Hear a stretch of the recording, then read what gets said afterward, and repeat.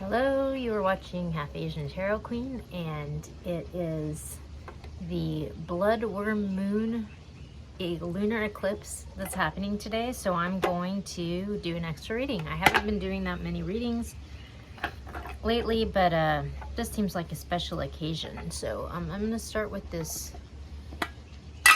Mystical Shaman Oracle, and yeah, it might even be an extra long reading. We'll see what unfolds. I did do a reading for the whole year and one for each month so far this year. You can find on the page. The reading for this month was talking about, I'll link it up here. It was talking about this too shall pass. Like it was gonna be, oh my gosh, like right as I said that, all these cards flopped out. It was gonna be a really dramatic month, but just like you know, stay tuned. Like it was gonna be, things were gonna work out like all right, but it was just kind of a moment for introspection and staying out of the fray. Oh my gosh. So this is a kind of a perfect message that just flopped out, but at the bottom we got the Time Master. So this is kind of like talking about like jumping timelines, you know, like we go through these like karmic cycles, and when you have this like shift in energy or in like mindset, and you sort of like graduate to the next level, or almost like to a different experience, because you're sort of like resonating at a different level, you know. So it speaks to like a shift happening, which is interesting because it's an eclipse. We got the arrow, we got the holy mountain, we got water, and we got completion. So this is really interesting. What we got, so the arrow, this speaks to sort of like being in alignment. You see how the arrow is lined up with all these sort of like different powerful elements, like the moon, like your spine, you know, like all these different, it's like when you are like, when your internal alignment matches the external alignment, when you like pull the arrow back and release your intention into the universe, it's like going to hit its mark. So because there's all these like invisible forces that are like aligned to like make it happen. And then we have the Holy Mountain, which this really speaks to, like, it's almost like a hermit card, but it speaks to like a spiritual quest, which, you know, part of that is developing this sort of like internal awareness and guidance to help you come into that alignment. And then we have water, and we have completion. So it's interesting because we're talking about this experience of like jumping timelines and like sort of like graduating to a new experience. And it's almost like this person has like gone on this spiritual quest. They've done all this inner work to come into alignment with their intention, and so it's like almost like there's like these pieces of this puzzle that are like coming together. And then it's like when it does, like I just thought of like, you know, like in Indiana Jones, you know, like you have this ancient like tunnel or whatever, and you like when these like pieces like come into alignment and you like press it, and like all this stuff happens and like shifts and changes, and like all these like emotions are released, you know, whatever's been like blocking this from happening. It's almost like, you know, like the point where you like press it, the button, and then like, you know, these huge stones like move, and then like this pathway opens up, like, and then like this doorway opens into this new experience. That's kind of what I'm getting. This is like super epic and pretty eclipse appropriate. So that's interesting. So I'm gonna go to the Transient Light Tarot and see what we get here. But yeah, this looks like it's gonna be a pretty interesting eclipse. Something's gonna happen where it's just like everything lines up and then it's like go time. When I did this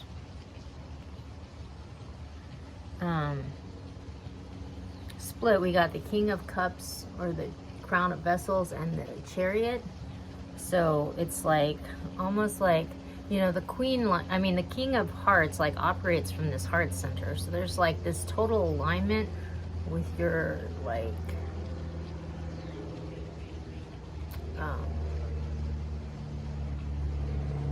that's being directed like by your heart. Like, you know, in your heart, like this is the right path for you. And then the Chariot is like, you know, like it's go time, you know, it's just sort of like, you know, everything's finally lined up, and then it's like, okay, like this thing is gonna start moving forward now. Like whatever's been like blocking the path, it's almost like it's about to evaporate, like, and then everything's gonna shift. And then everything's gonna shift. So we're gonna pull a few cards here and see what kind of storyline we get. But yeah, this looks very interesting because there has been a lot of like drama that's being released right now in the world. And clearly, you know, things are about to move forward in a totally different way. But it's almost like we're about to find out what that is, or get clarity about what that is, because, okay, so we have at the bottom, we have the Fool. So this is taking a leap of faith into the unknown. Like this person's just like diving into the unknown. So that's interesting. We have the Apprentice of Wands. So this is like the Page of Wands. So it's like almost like good news, or something's gonna become clear, or a message is coming through.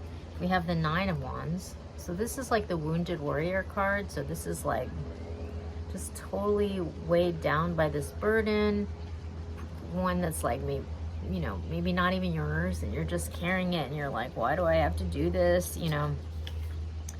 And then we have the Nine of Vessels, which is like the Nine of Cups, where like wishes granted. Look, all this abundance is like, look at all of this stuff that's just being like handed to you on a silver platter, you know. And then we have, this is really interesting, that ends here, the Ten of Swords. So I got this different message with this card, because the Ten of Swords is like really a painful card, you know. It's like 10 swords in your back, like all this pain and suffering. But it's like, in this deck, it's really interesting. It's like this person has gone through this spiritual quest. They've gone through all this learning, all this releasing, all these pains and emotions, and it's been like really like arduous, you know. But in this case, in this deck, what's interesting is that all the swords are broken here. So it's like, it's almost like I get this picture of this person that's chained down and like, you know, way down, you know, trapped, like, you know, like enslaved, and then like, you know, they like rip all the chains off, and then there's this little butterfly at the top, like this new beginning. So it's almost like this person is being like released from all these chains that have been like imprisoning them. So like some message is going to come through to make all of that possible. And then all this stuff is about to shift. So that's really an interesting message. And also, again, very eclipse appropriate. So I'm going to go to the Angels and Ancestors. See what we get here. This is like really epic. Okay. So at the bottom of the deck, we got She Will unleash the wild within. So it's like we're breaking free from the chains that have been holding us back, and then like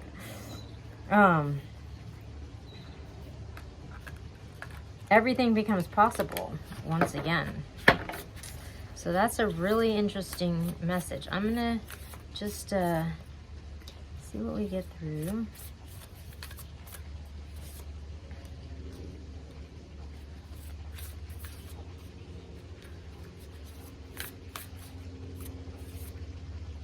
Okay.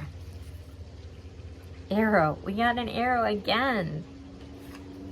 How crazy is that? 2 arrows.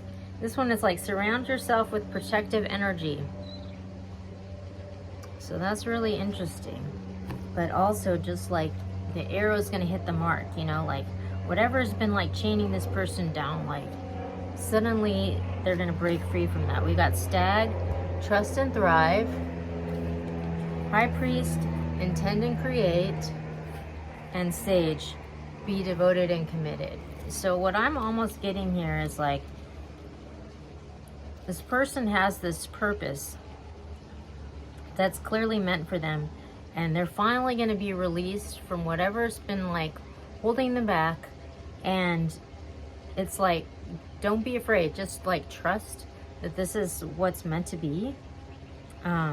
But they're finally, like, whatever's been blocking their manifestations, this is going to be removed so that they're just going to be able to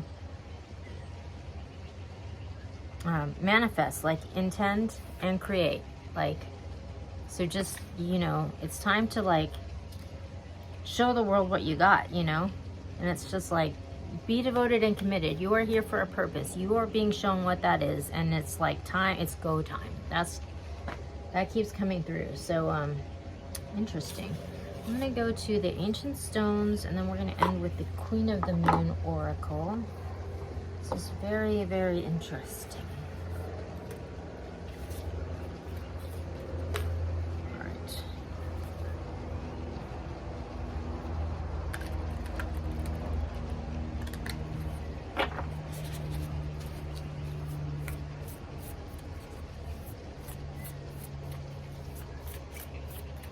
All right, we're just gonna do a split here.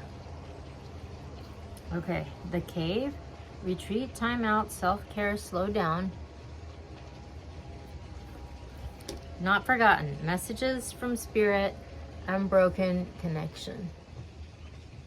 So this is really interesting because it's almost like an opposite message from its go time, but it's like, take a time out, like take care of yourself, honor this connection. It's almost like